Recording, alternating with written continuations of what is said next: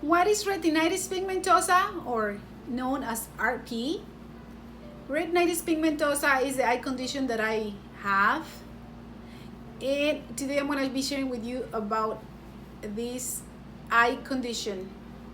I'm not a doctor, I don't know all the terms, but I'm going to go ahead and share with you about retinitis pigmentosa and how was my process when I started losing my sight when I was almost 18 years of age. Okay, welcome to my channel. Anna here, sharing another YouTube video from Fromannasworld.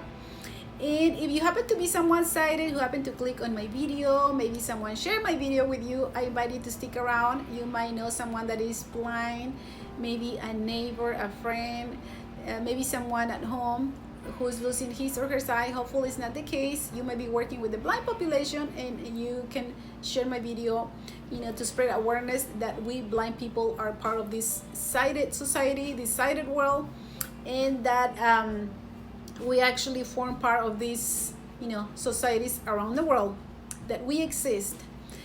Anyway, retinitis pigmentosa. Okay, I'm not a doctor, I don't know all the terms, but I'm gonna go ahead and attempt to share this with you. I do share videos in English and Spanish. I did share a video with my Spanish speakers subscribers, and I haven't really done one in English. So retinitis pigmentosa, okay, RP for short. RP have a big percentage of people within the blind community that is diagnosed with retinitis pigmentosa. It's a retina disease. We used to believe that it was only hereditary or genetic, but I know I talk to people about this topic, and they always tell me like, no, it's only hereditary. Others say like, no, it's not. But from what I hear from my doctors, my retina specialists, is that you can actually start the RP. Maybe something happened, during you were being conceived, and maybe you're the one who started the whole RP. There are 70 types, more than 70 types of RP, if I'm not mistaken. Okay, so and there might be more than that. Okay, it's a retina disease. You start losing your sight gradually, usually, and there are different times, different ages when you can start losing your sight because of RP, or that you're aware that you're losing your sight. I mean, I know within the RP population, from the people that I have met in the past, that I know now, is that some of them have told me that I was never able to see, but I had light perception. Some kids say like, no, I could see until I was 5. Some people tell me, no, I could see until I was 9. And several of the people that I know, they start losing their sight like me when they were 18, almost 18, and were diagnosed within the next 2, 3, or 4 years. Okay, I was diagnosed with retinitis pigmentosa when I was 19. And I mentioned about the different ages, because I don't want to give you the wrong information and tell you that with RP you only start losing your sight when you're in your last year of college, like me, which is not true. I know people that they have been diagnosed when they were 40, 44, 45, and so on. So when did I start noticing that I was losing my sight? Okay, I was in my going to my through my last year of high school, and I started noticing that I couldn't see very well at night.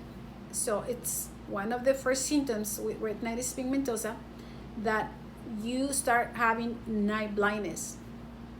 And for me at least, it was difficult it was not easy for the doctors to kind of figure out what the eye condition was, because you either start losing your sight as a tunnel vision, just like you're wearing binoculars. And you guys, for my blind subscribers, I'm kind of making circles with my thumb and my index finger, and like putting those like if I'm wearing binoculars.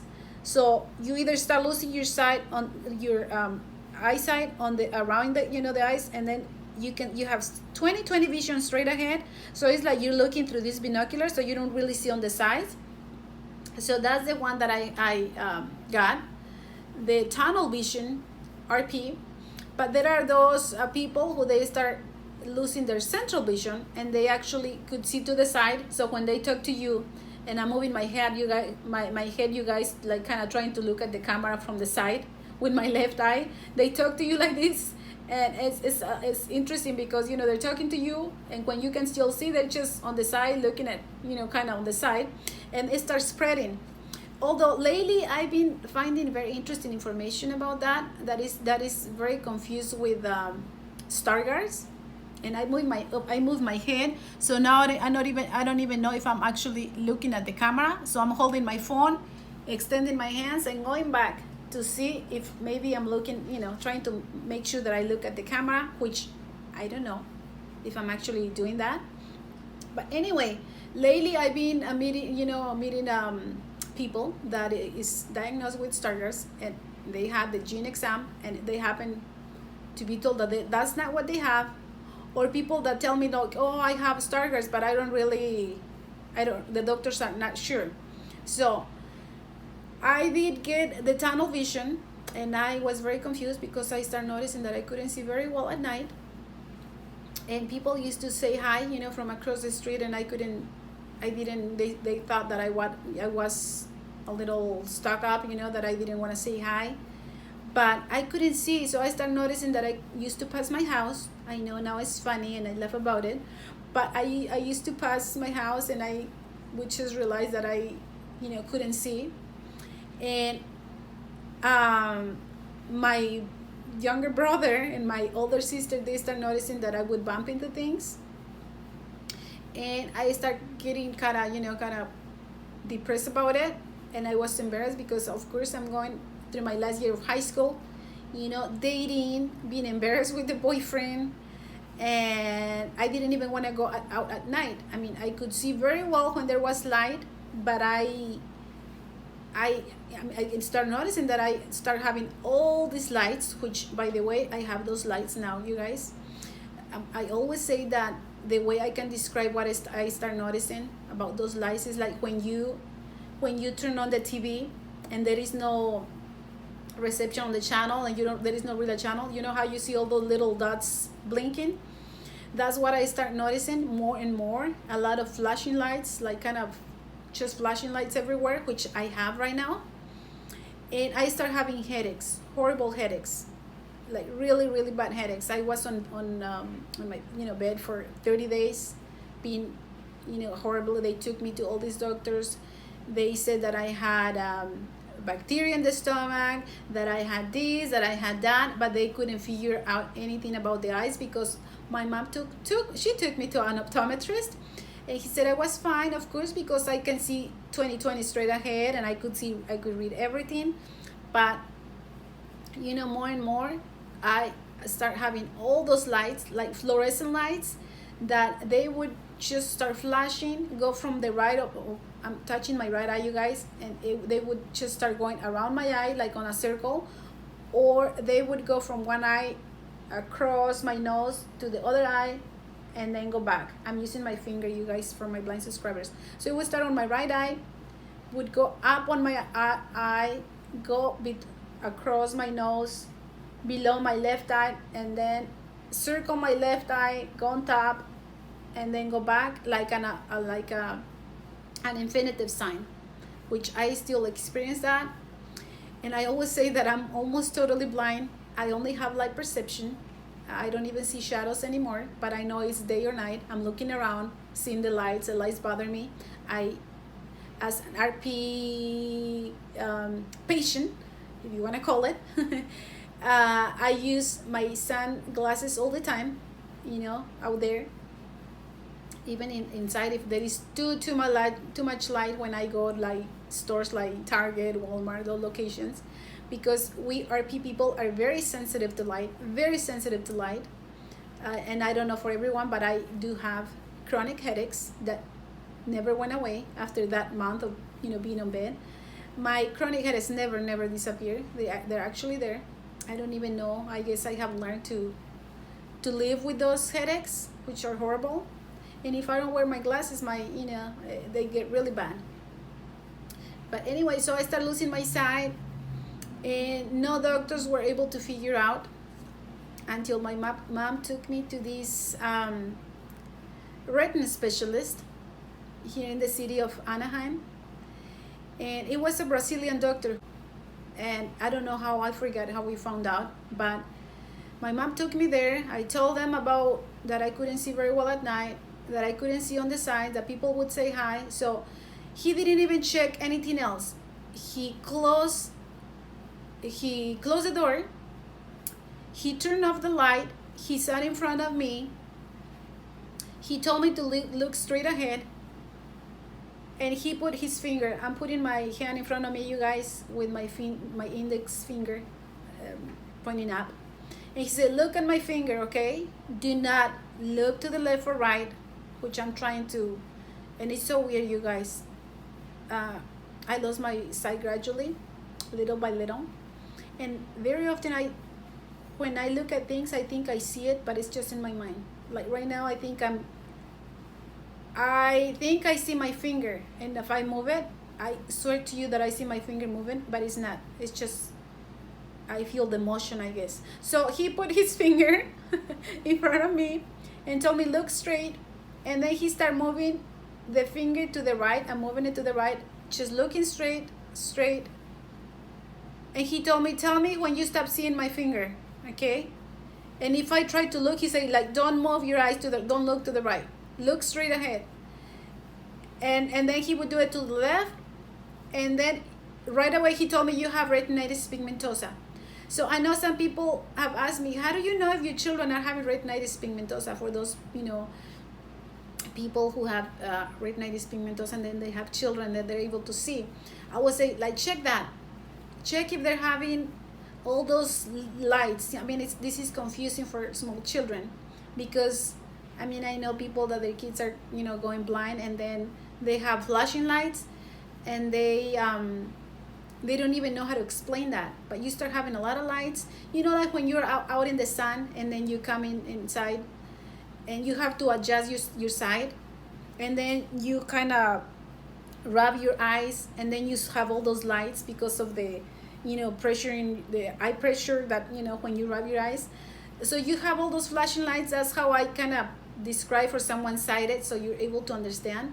And now I'm not even sure if I'm looking at my camera, so I'm gonna kind of touch the screen and go back.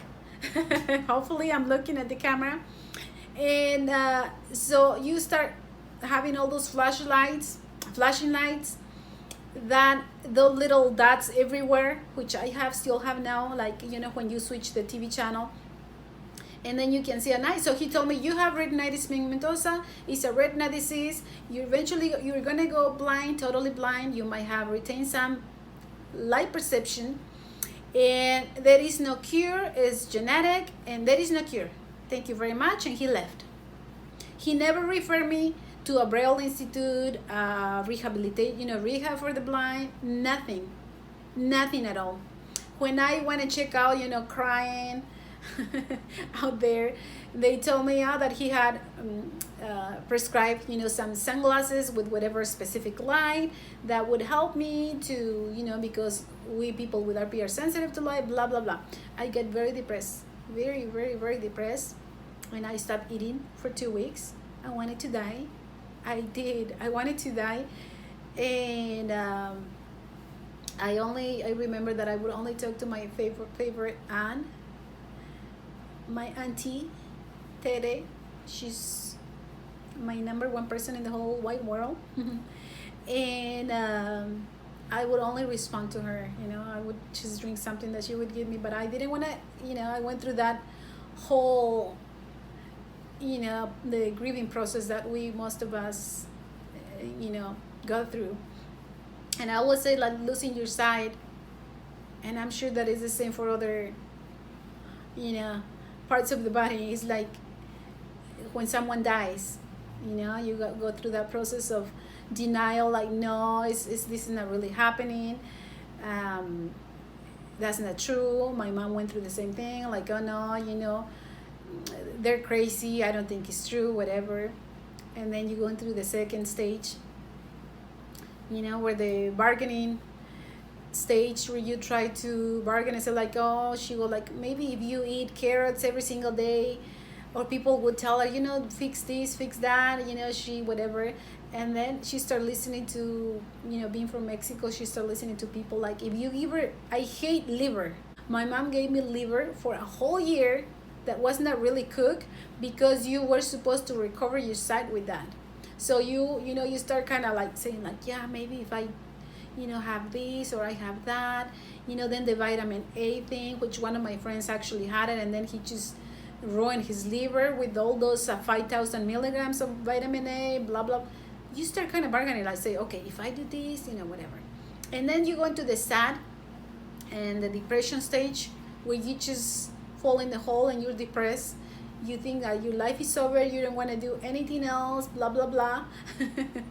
And then the condition is getting worse, you still have all those lights. And I always joke about that I'm blind, almost totally blind, but that's when I see more light than ever. So you get very depressed. I got very depressed. I didn't go like, oh, being 18, well, I was already 19 when they diagnosed me. What am I gonna do? No one is gonna like me, my friends, I'm embarrassed. So I tried to hide it.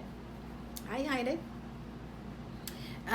But first I got depressed. Got very depressed. And then after a while you realize that, okay, I'm still here, I'm not dying, and I have three options. I either stay and be vegetate at home, don't do anything, and wait for everyone to do everything for you. You kill yourself, commit suicide, which very often, when those things happen, you think about it.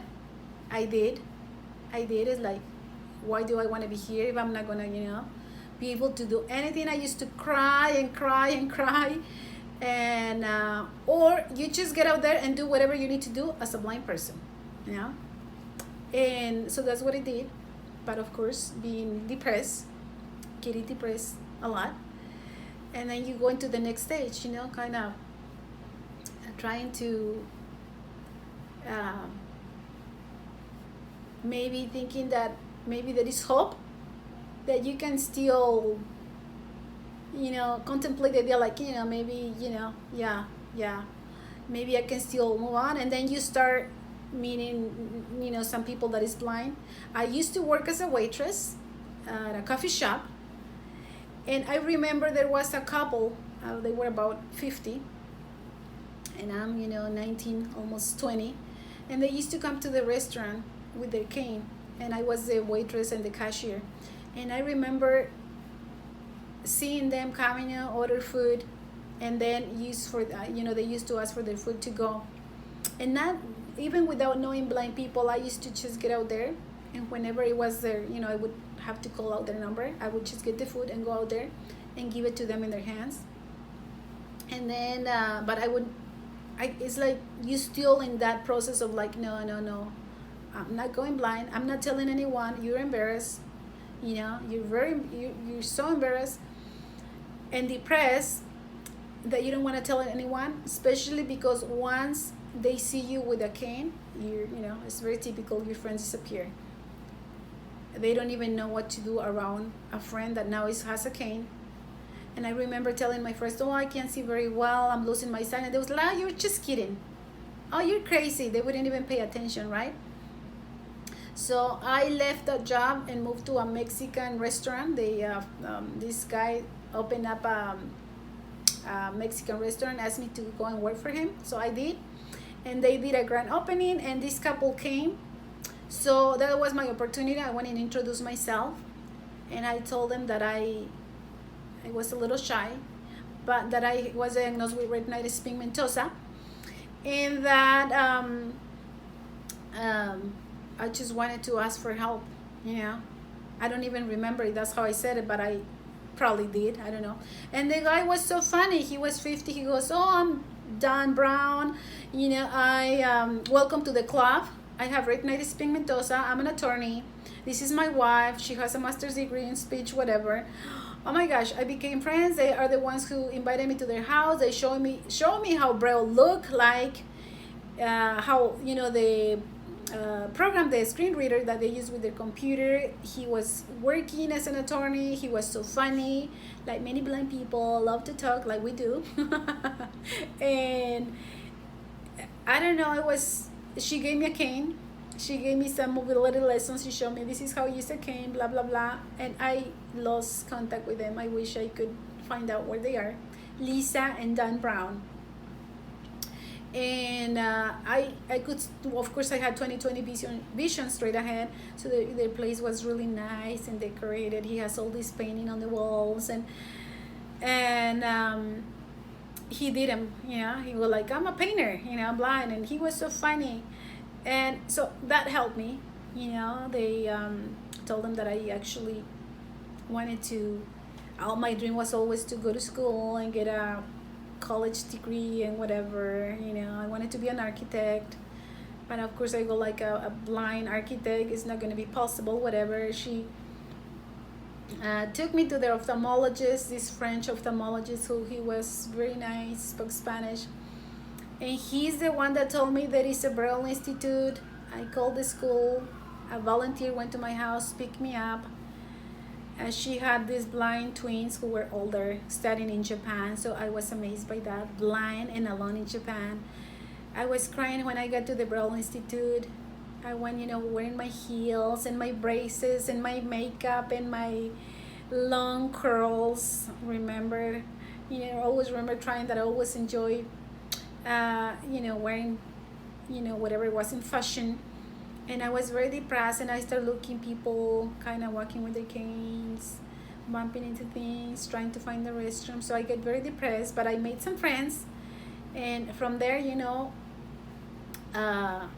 I went up from there, went to college, graduated with my A degree in liberal arts, because I remember going to a counselor within the disabled center, and I told her that I wanted to study psychology, and she looked at me, say like, to study psychology you need to know math, and I don't know, being blind, how you're gonna do it. And I'm sharing this for a reason, I'll tell you. So I believe her, and it's struggled for years about picking a degree, like most younger people. The average of switching a major is 4 to 5 times. So I went through the same thing, but I thought it was because of the blindness, which in reality a lot of people, young people go through that. Transferred to Cal State Fullerton, got my bachelor's degree in sociology with a minor in Spanish. I thought I spoke Spanish, but obviously I didn't. Many of my professors from Spain would tell me like, no, you don't say it like this, you don't say it like that. Anyway, move on with to getting a master's degree, a master's in counseling with a marriage and family therapy. I got a second degree in gerontology, getting all these accommodations, which is the beauty about living in the United States, even though there are, limitations in how, well, it's for another video. But I got my accommodations, got my degrees, and was able to, get a job, graduate, work while I didn't have to graduate to get a job. I was just already working, learning about the JUST program, screen reader for the blind, blah, blah, blah, with challenges here and there, and being depressed.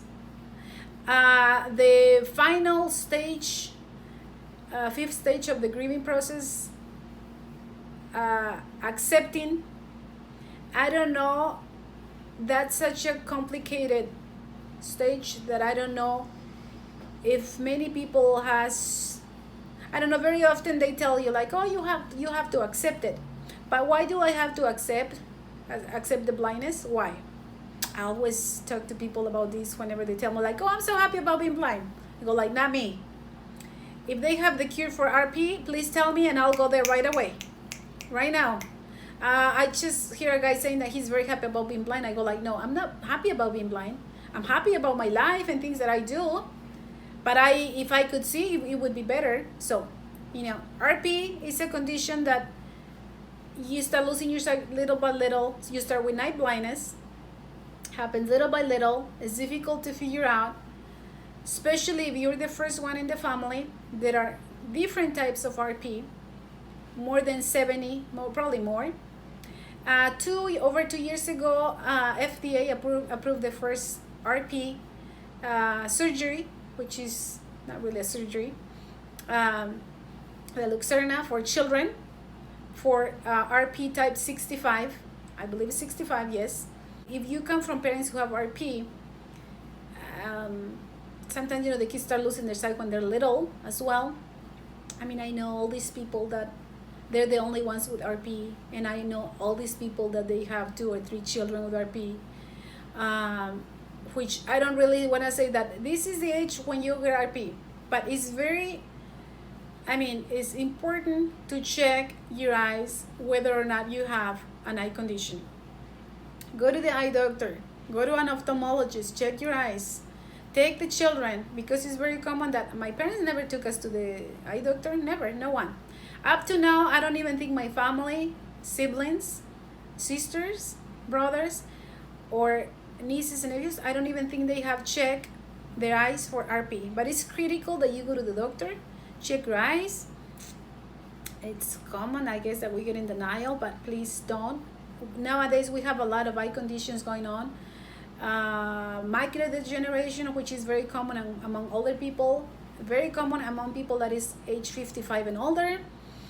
Now that we have a lot of older people, we have a large population of people with that eye condition. Glaucoma is a huge one. Cataracts. Once we get RP, you get cataracts. I got that. I have actually a cataract surgery on my left eye. For those people who are saying, they say like, oh, we can see that you have, the lens that they replace, your lens. It's interesting. But diabetes, a lot of people with diabetes. So it's important that you check your eyes, pay attention, how, your eyes, and maybe besides sharing about what RP and what were my symptoms and what happened, I guess one of the most challenging things as a blind person now is not really maybe the blindness, even though I'm not one of those people that say they're happy to be blind, because now they change and they're kind and they're different. I guess if I change and now I'm a kind person, now that I became blind, I want to be sighted and be able to just get out there now that I'm less limited, because the blindness do limit. From my point of view, from Fromannasworld, the blindness limits, and limits because not because of the blindness, but the consequences of being blind, or the way you are treated and viewed by society, because this world is designed for sighted people, not for blind people. And those consequences are the ones that limit us, people, not only blind people, but people with physical disabilities or any other disability. Is the limitations that people put on us. And when you start losing your sight, especially as when you're little or as a teenager, in my case, it's very typical that your friends disappear.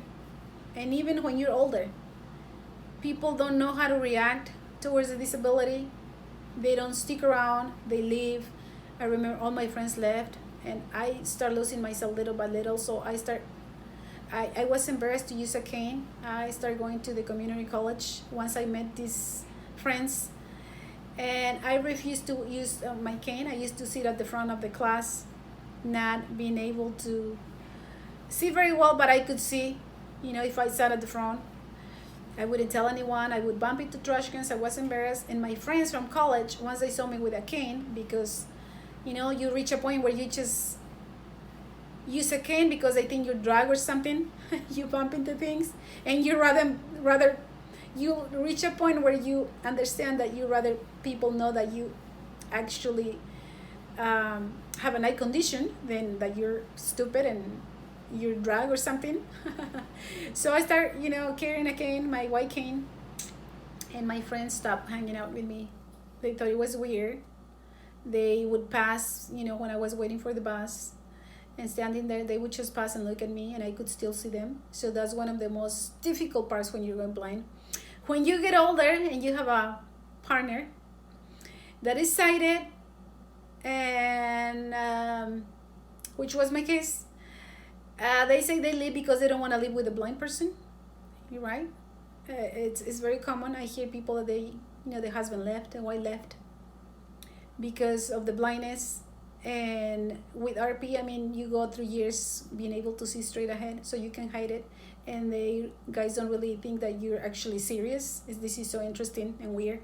But yeah, that happened. But I was able to just move on, work, do the things I do, share my videos of what I do and through my channel, my YouTube channel, which is a very simple channel, but I share what I do as as a blind individual out there, how I do things, how I function, my experiences with the people out there, beautiful people, some not kind people, discrimination with Uber because I am a guide dog user. Oh yeah, that's one of the most amazing parts of being blind, the relationship that you develop with a guide dog. I think if I can take something away from the blindness, is my relationships with my guide dogs, because that allows you to really, really experience what is really to have an unconditional friend. And yeah, I have got my guide dog Capri. She's my third guide dog. I had two yellow labs from Guide Dogs for the Blind. Capri's from Guide Dogs of America in Silmar, California. And yeah, so I love to travel, going out there.